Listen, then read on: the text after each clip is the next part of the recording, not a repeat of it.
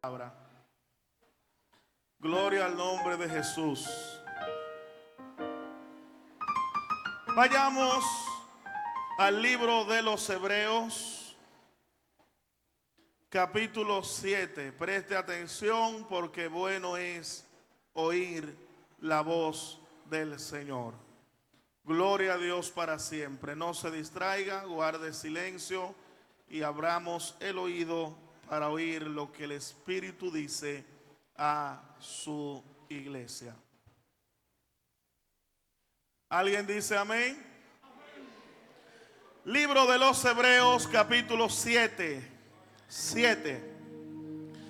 Y la escritura se leen en el nombre del Padre, del Hijo y del Espíritu Santo. Porque Melquisedec, rey de Salem, sacerdote del Dios Altísimo, que salió a recibir a Abraham, que volvía de la derrota de los reyes, y le bendijo, a quien asimismo dio a Abraham los diezmos de todo, cuyo nombre significa primeramente Rey de Justicia, y también Rey de Salem, esto es, Rey de paz, sin padre, sin madre, sin genealogía, que ni tiene principio de días ni fin de vida, sino hecho semejante al Hijo de Dios, permanece sacerdote para siempre. Hecho semejante al Hijo de Dios, permanece sacerdote para siempre. Verso 21. Porque los otros ciertamente sin juramento fueron hechos sacerdotes, pero con el juramento del que le dijo, juró el Señor y no se arrepentirá, tú eres sacerdote para siempre, según el orden de Melquisedec. Sacerdote para siempre. Alábalo, que Él vive. Gloria a Jesús. En diferentes ocasiones he tenido la oportunidad, la bendición del cielo, de poder predicar sobre el libro de los Hebreos. Y como su nombre naturalmente lo indica, está dirigido a los hijos de Israel, el pueblo de los hebreos, pero no exclusivamente a ellos, sino también a la iglesia actual y a los creyentes de todas las generaciones. Enfocado al pueblo de Dios, al pueblo judío, por sus creencias, por sus tradiciones, por sus costumbres. Siendo así el pueblo de Dios, precisó el Señor tratar de una manera muy peculiar con el pueblo de los hebreos. Por lo cual dice la palabra, hablando del Señor, porque a los suyos vino y a los suyos no les recibieron. Por eso el Señor, de manera muy particular, ha tenido bien preciso tratar con la nación escogida, con el pueblo de Israel. Pero también dice, aquellos que le recibieron, los que le han aceptado, le ha concedido el Señor el hecho, la condición y el privilegio de ser hechos hijos de Dios. Alabado sea el nombre de Jesús. Gloria a Dios para siempre. Pero impresionantemente, hermanos, de manera muy precisa, concisa y sobrenatural, el libro de los Hebreos se ocupa y se encarga de presentar la persona y la figura de Jesús. No como un ser común, no como una persona simple, sino más bien en su justa dimensión presenta a Jesús como el Hijo de Dios, el unigénito Hijo del Padre. Le presenta al Señor como tal, por lo cual dice el Señor, porque a ninguno de sus ángeles dijo el Señor jamás: mi hijo eres tú, yo te he engendrado hoy. Y cuando lo introduce en el mundo, dice a los ángeles: adórenle, porque este es mi hijo amado, en quien tengo complacencia. Y habiendo Dios hablado por diferentes maneras a los padres, ahora en la consumación de los siglos nos ha hablado a todos a través de su Hijo, el cual es Jesús, el Cristo de la gloria. Denle un aplauso a Cristo.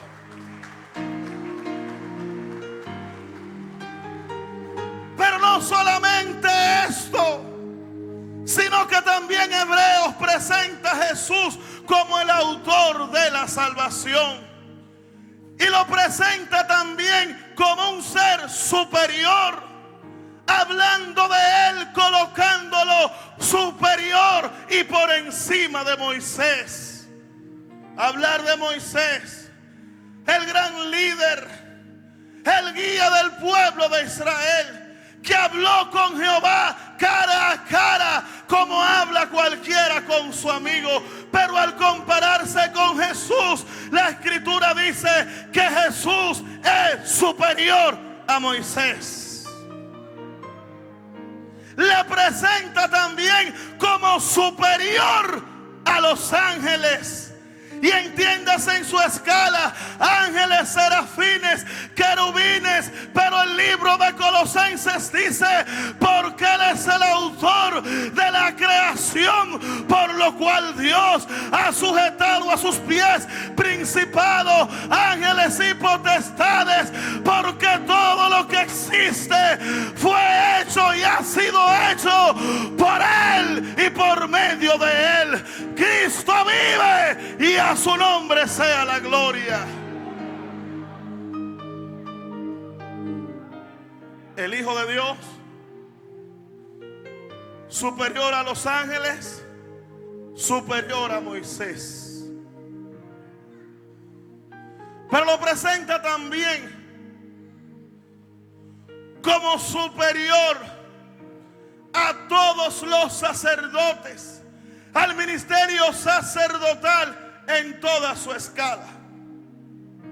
Y habla el Señor de él diciendo: porque los sacerdotes constituidos por los hombres, por causa de los años, no pueden continuar. Pero ahora el Señor nos ha entregado a un gran sumo sacerdote, el cual puede compadecerse de nuestras debilidades, el cual nos convenía, porque se ha presentado delante de Dios y sin pecado. Alaba lo que Él vive. Para el pueblo de Israel, para la iglesia y para el mundo en sentido general, el ministerio sacerdotal, descrito y plasmado en las Escrituras, juega un papel preponderante y sobrenatural para todos nosotros. Porque quizás muchos de nosotros hablamos de esta figura emblemática que representa un grado ministerial y espiritual ante la presencia de Dios. Pero el sacerdote, desde el momento de la constitución o de la ordenanza bíblica, tenía el compromiso y la responsabilidad de ministrar e interceder delante de Dios. Por lo cual el ministerio sacerdotal ha sido transferido a la iglesia. Por lo tanto, dice el Señor: ellos son mis príncipes y mis sacerdotes. Cuando el creyente hoy va de rodillas ante la presencia del Padre, está haciendo la labor, la función del sacerdote, para clamar e interceder por toda la humanidad. Alábalo que Él vive. sacerdote para siempre. Hablar de un sacerdote es hablar de alguien con condiciones excepcionales, por lo cual el Señor se complace en sí mismo en consagrar en Aarón a la familia de Leví, para que de su descendencia se encargasen y se ocuparan del ministerio sacerdotal en el pueblo de Israel. ¿Eran todos hebreos? Sí. ¿Eran todos judíos? Sí. ¿Podían todos ser sacerdotes? No. Requisito número 1 para ejercer el ministerio sacerdotal dentro del pueblo: tenía que ser de la ordenación de Aarón, de los hijos de Leví, pero no todos. Eran escogidos que necesariamente tenían que poseer las condiciones. Por la naturaleza del ministerio, no era simplemente tú eres levita, ven, tú puedes ser sacerdote. No. Jehová el Señor en el libro de Éxodo y Levítico da los requisitos y las condiciones del pueblo para aquellos que podían ejercer el sacerdocio. Pero algo especial acontecía, y es que había una separación entre Dios y el pueblo. Había una distancia entre Dios y su nación, de manera que el pueblo no podía acceder para comunicarse de manera instantánea y personal con su Creador. Por lo cual la Escritura dice que el sacerdote debía ministrar y entonces prepararse para ir al lugar santo y ofrecer los sacrificios para interceder ante el altar en la presencia de Jehová. Imagínese usted en nuestro tiempo que usted tiene una angustia espiritual profunda, tan profunda que usted siente que le consume la vida, que usted siente que el alma se le va, pero usted no puede acercarse al altar. Había que esperar de tiempo en tiempo a que el sacerdote primero se purificase y presentase el sacrificio por él primero, para entonces luego entrar y presentar sacrificios a Dios por el pueblo. Aún más, se habla también del lugar santo y del lugar santísimo.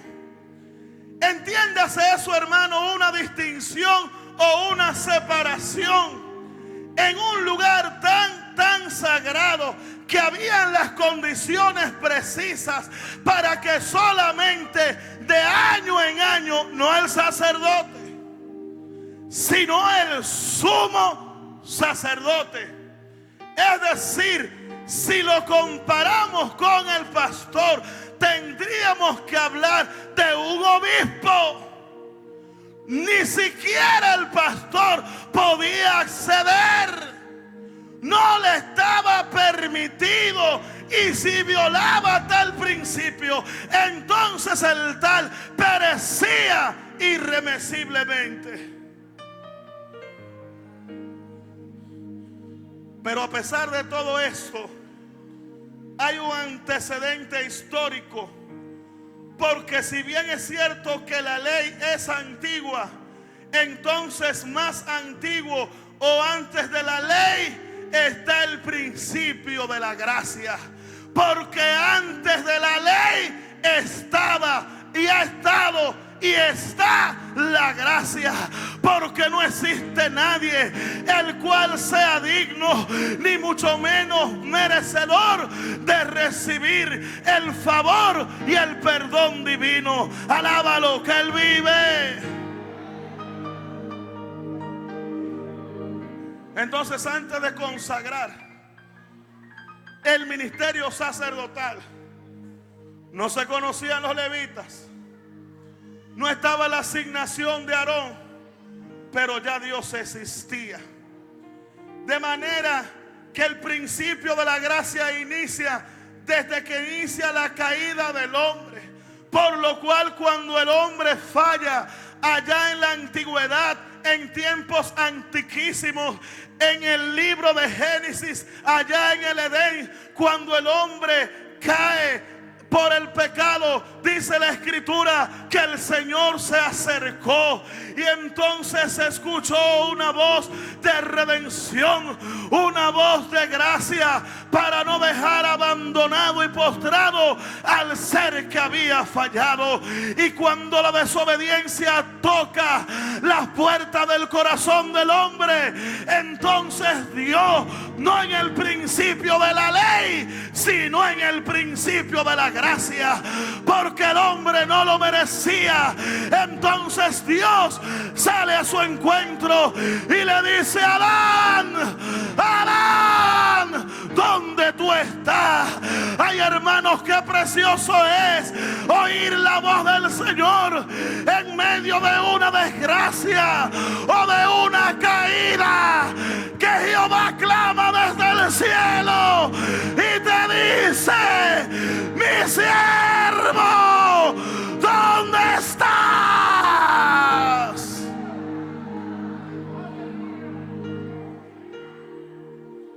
Entonces, el precedente de lo conocido habla de una figura icónica, emblemática, encumbrada, a lo que Dios en su escritura no presenta ninguna objeción. Por lo tanto, el mismo Dios lo valida como tal. Y aparece en Génesis capítulo 17 una figura extraña, o quizás un tanto peculiar, fuera de lo común, desconocido. Porque mientras la Biblia está llena de genealogía y dice fulano hijo de tal, Salomón hijo de David, dice aquí Melquisedec, alaba lo que él está aquí, rey de Salem y sacerdote del Dios Altísimo. Ese Dios Altísimo nosotros le servimos. Ese Dios Altísimo, Él está aquí. Ese Dios Altísimo te ha mostrado su gracia. Ese Dios Altísimo no te deja postrado. Él no te abandona. Él dice: yo soy Jehová, tu Dios.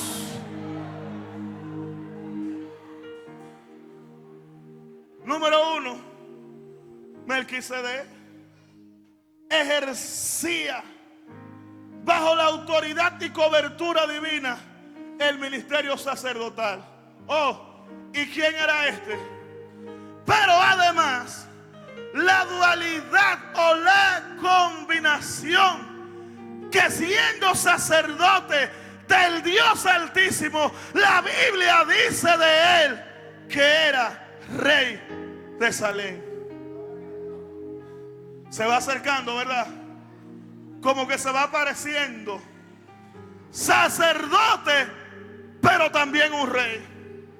Un rey, pero también sacerdote.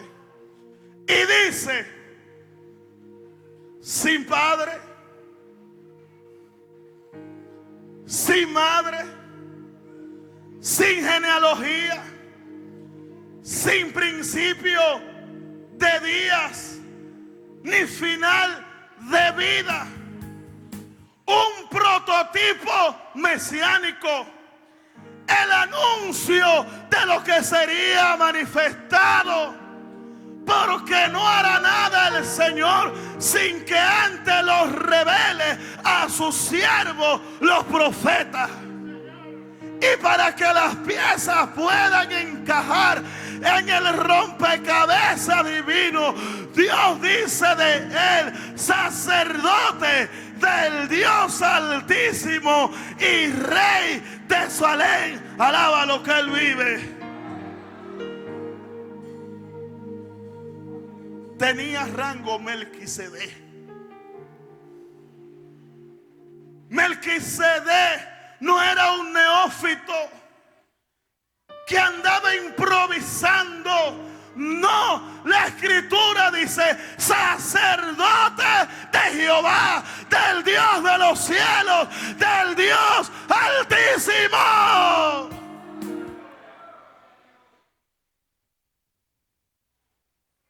Y dice,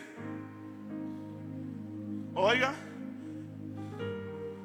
yo creo que Abraham es uno de los nombres más encumbrados de la escritura. Y dice, y Abraham hablaba con Dios como habla cada cual con su amigo. Pero el relato no empieza hablando de Abraham. Parece que entonces aquí en ese episodio la preponderancia o el protagonismo no es de Abraham. En cambio, la misma escritura lo coloca superior o por encima de Abraham. Porque dice, y asimismo, volviendo a Abraham de la batalla de los reyes, Abraham le dio los diezmos de todo. Y Melquisedec lo bendijo. Porque aquel que es fiel a Dios y sabe honrar a Dios con su vida, con su ejemplo, con su testimonio, incluso con sus diezmos, Dios va a proveer un sacerdote cual Melquisedec para que bendiga tu vida, tu casa y tu familia. Alaba lo que él vive.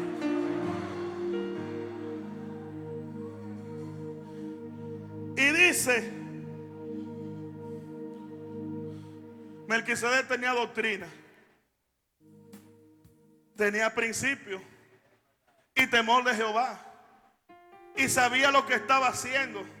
Por lo tanto, la escritura no pone en duda ni en tela de juicio las condiciones y las cualidades de Melquisedec. Hay gente que a sí mismo se menosprecia y a veces se pone en poco y deja que el diablo le baje el autoestima. No, no, 1000 veces no. Donde tú estés, en el trabajo, en la casa, tú eres de la orden de Melquisedec. Representa el reino de Dios. La gracia de Jehová está contigo. Y tendremos que decir, como dijo Amós, yo no sé quién soy. Yo soy boyero, pero de una cosa tengo claro, es que a mí, alábalo, es que a mí me llamó Jehová.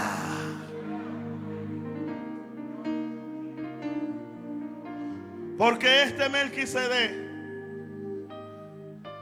rey de Salem y sacerdote del Dios Altísimo, salió a recibir a Abraham que volvía de la derrota de los reyes.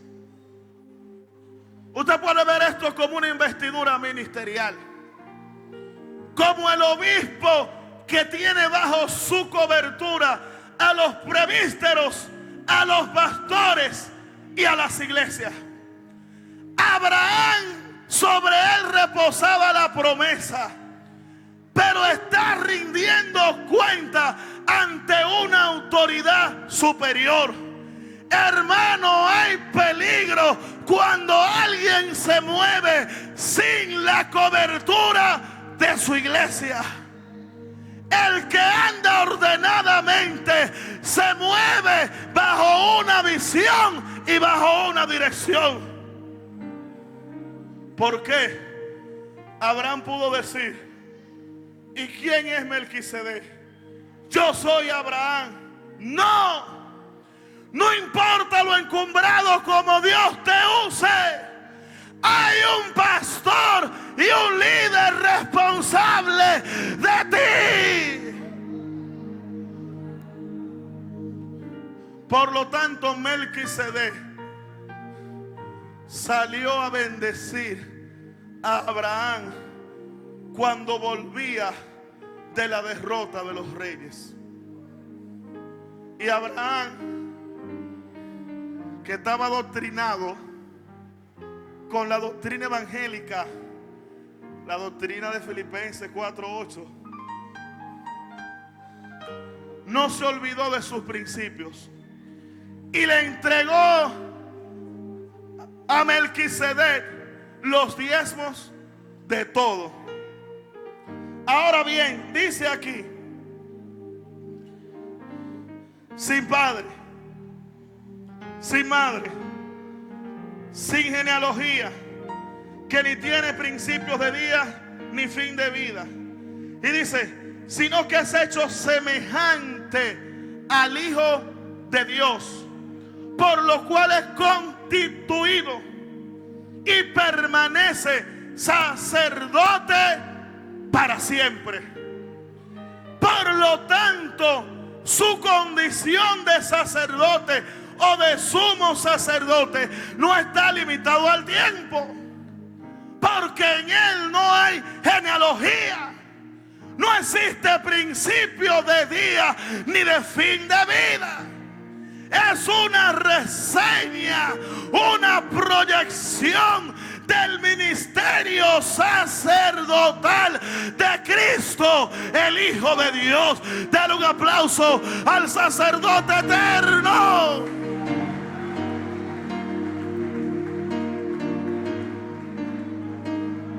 Y entonces, observe con quién lo compara. Porque yo quisiera que me comparen a mí con Cándido de la Cruz. Para mí, oiga, eso sería una honra. Y que me comparen a mí con Luis Brazoban Morel, con Roberti L. Mercedes. Pero con quien están comparando a Melquisedec, no lo están comparando con Pedro Arias. Dice que es sacerdote para siempre, semejante al Hijo de Dios. ¿A quién reflejamos nosotros? ¿A quién estamos mostrando? Hermano, que bajaste a las aguas hoy. Nuestra mente es proyectar a Cristo. Nuestra función es reflejarle a Él. Que la Biblia y el cielo pueda hablar de nosotros como Melquisedec y decir: este es mi Hijo amado. Él refleja, Él lleva impreso, impregnado la imagen, la identidad de Cristo.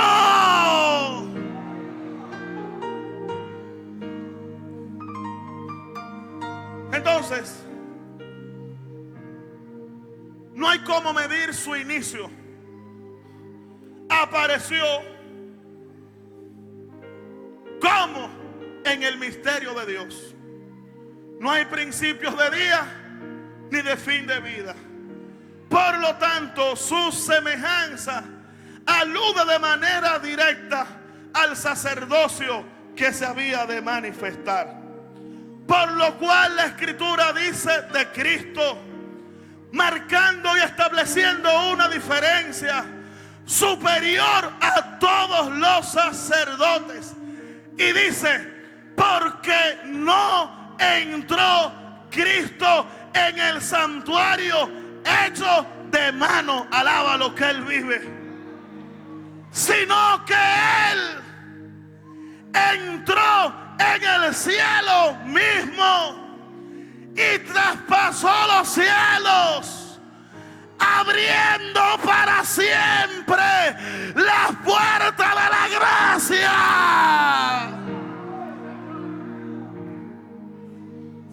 Cuando dice sumo, entonces dice de Cristo, el gran sumo sacerdote. De manera que sumo equivale a decir superior. Sumo equivale a decir grande, sublime, que nada es igual a Él, ni está por encima de Él. Por lo tanto, Melquisedec es el reflejo de aquel nuestro gran sumo sacerdote, que es Cristo, el Hijo del Dios viviente. Dale un aplauso a Él.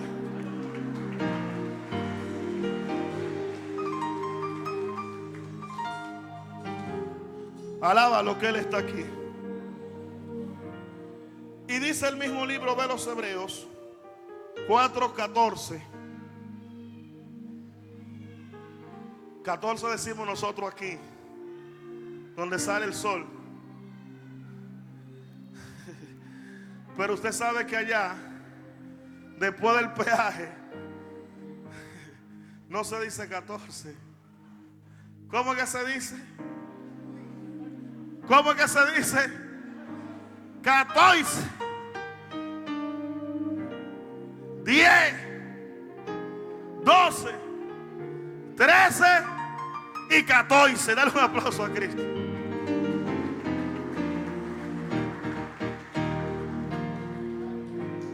Dice aquí, por tanto, hablando de Cristo, teniendo un gran sumo sacerdote. Que los músicos preparen una fanfarria, porque de quien estamos hablando aquí no hay ninguna reserva ni limitación para Él. Por lo tanto, al creyente le son abiertas las puertas del cielo, y no hay que esperar a nadie, sino que usted y yo libremente podemos acceder de manera oportuna ante el trono de la gracia. Cuando usted no podía, Cristo lo hizo posible. Cuando la puerta estaba encerrada, el Cristo de la gloria resucitó, traspasó los cielos.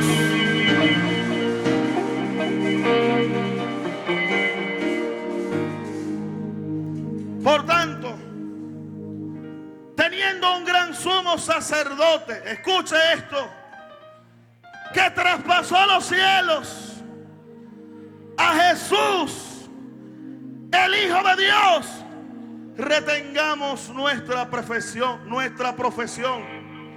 porque no tenemos un sumo sacerdote que no puede compadecerse de nuestras debilidades.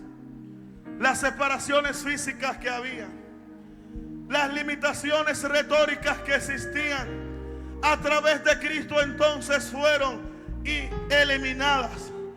Por lo tanto dice, sino uno que fue tentado en todo según nuestra semejanza, pero sin pecado.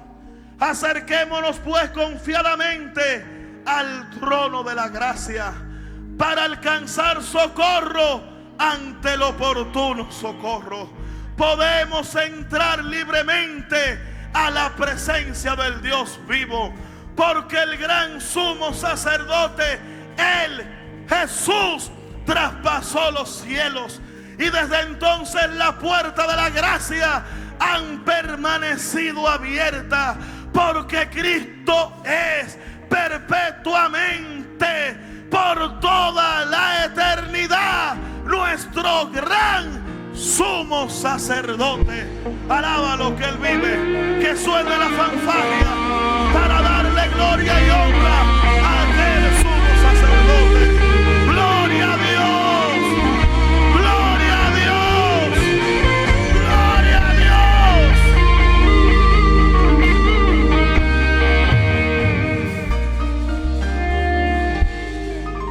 Y dice, es que Jesús es todo. Él lo llena todo. Él lo es todo. Y sin Él nada somos. Por eso Él mismo dice, porque separados de mí nada podéis hacer. Imagínese usted cabizbajo, con la esperanza de que alguien le ayude, y aquel en quien usted ha puesto su vista y su esperanza le dice: lamentablemente no está en mis manos. Lamento tanto no poder ayudarte. Incluso sé tu condición, sé lo que vives y lo que necesitas, pero yo no tengo la llave. Cristo es el gran sumo sacerdote, y donde la iglesia no podía entrar porque había una muralla de separación, al Cristo de los cielos Dios le entregó las llaves. Dios le entregó las llaves. Y entonces Cristo dice: venid, pueblo bendito de mi Padre. Que suene la fanfarria.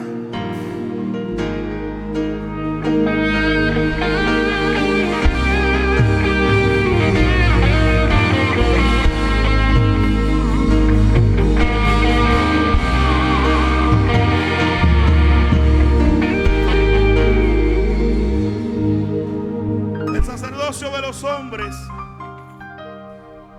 constituidos en la ordenación de los levitas a través de Aarón tiene una función, del cual la iglesia es parte, y de alguna manera todos nosotros en parte tocamos ese sacerdocio. Pero al igual que el sacerdocio de Aarón y de los levitas traía en sí mismo limitaciones, por lo tanto usted y yo, pudiendo interceder por una persona, una familia, una comunidad, una nación o por el mundo entero, no podemos accesar como Cristo lo ha hecho.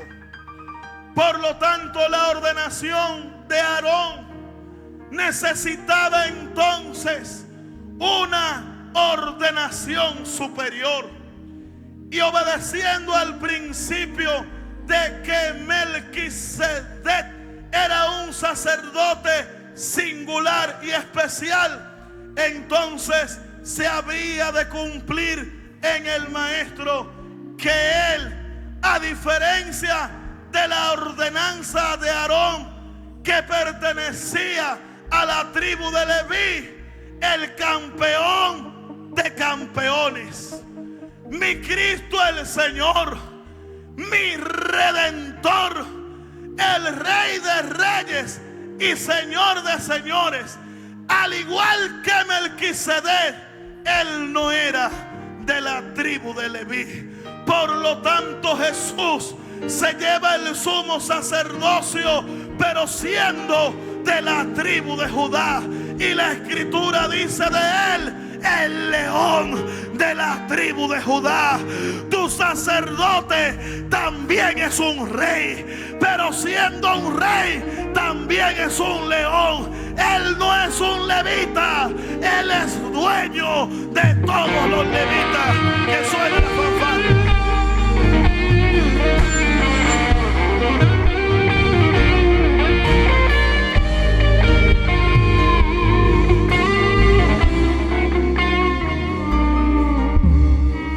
Siendo así, porque Dios no viola sus principios, los principios que él mismo ha establecido. Por lo tanto, el verso 18 del capítulo 10 del capítulo 7 dice: queda pues abrogada o eliminado el mandamiento anterior. ¿Para qué? Para que usted y yo pudiésemos entrar. Queda pues abrogado el mandamiento anterior a causa de su debilidad e ineficacia, Pues nada perfeccionó la ley, y de la introducción de una mejor esperanza por la cual nos acercamos a Dios. ¿Usted está entendiendo? Y el verso dice, y esto fue hecho sin juramento.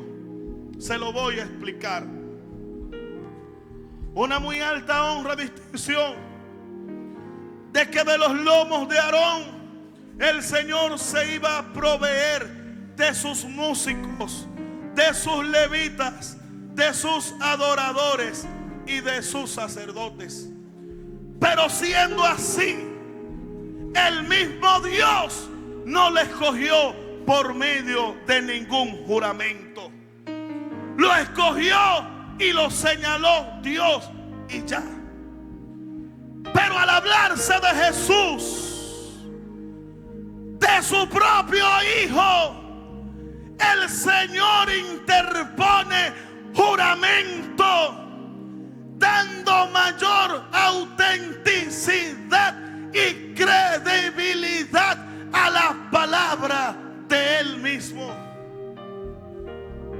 ¿Necesitaba Jehová jurar? En ninguna manera. Pero como el Señor sabe que la duda se apodera de nosotros, una de las pocas veces que Dios jura, nos da entonces la garantía de la eficacia del sacerdocio de Cristo. Por lo cual dice, verso 21, porque los otros ciertamente sin juramento fueron hechos sacerdotes. Dios no juró por ellos, porque había debilidades, imperfecciones. Y la misma Biblia dice que el sacerdote debía ofrecer primero sacrificio por sus propios pecados. ¿Usted está entendiendo? Y dice, por lo tanto, es decir, por lo antes dicho, juró Jehová. Eso es grande. Eso es grande. Usted ha visto de que un ministro del gobierno, de que jurando, yo juro que eso se va a hacer, da una orden y ya. ¿Ha visto usted al presidente de la República, Luis Abinader, dando un decreto por los poderes que me confiere la Constitución de la República Dominicana? Yo juro, no. El presidente no necesita, no tiene que jurar. No es natural de la investidura. Sin embargo, Dios dice, juró el Señor, juró Jehová, y no se arrepentirá. Es decir, lo que estoy haciendo tiene condición de eternidad. No va a variar nunca. Juró el Señor y no se arrepentirá. Tú eres sacerdote para siempre, según el orden de Melquisedec. Denle un aplauso a Cristo.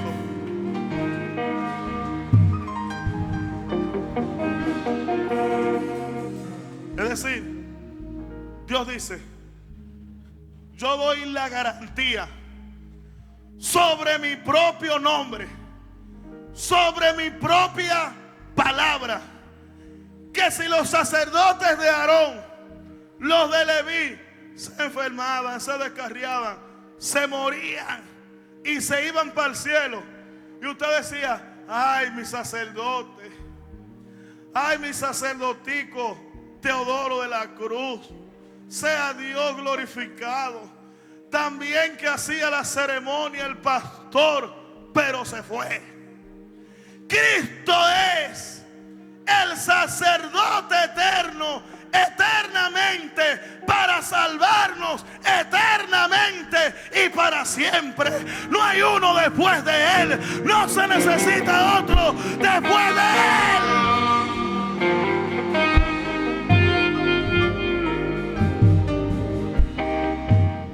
Por eso Dios jura. Ahora bien, una cosa es Dios y otra cosa somos nosotros. Porque usted diría, pero el Señor dice, no juréis ni por el cielo, ni por la tierra, ni por ninguna otra cosa creada. Y entonces usted dice, pero se contradice la Biblia. La Biblia dice que no juréis ni por el cielo, ni por la tierra, ni el juramento de los niños dominicanos.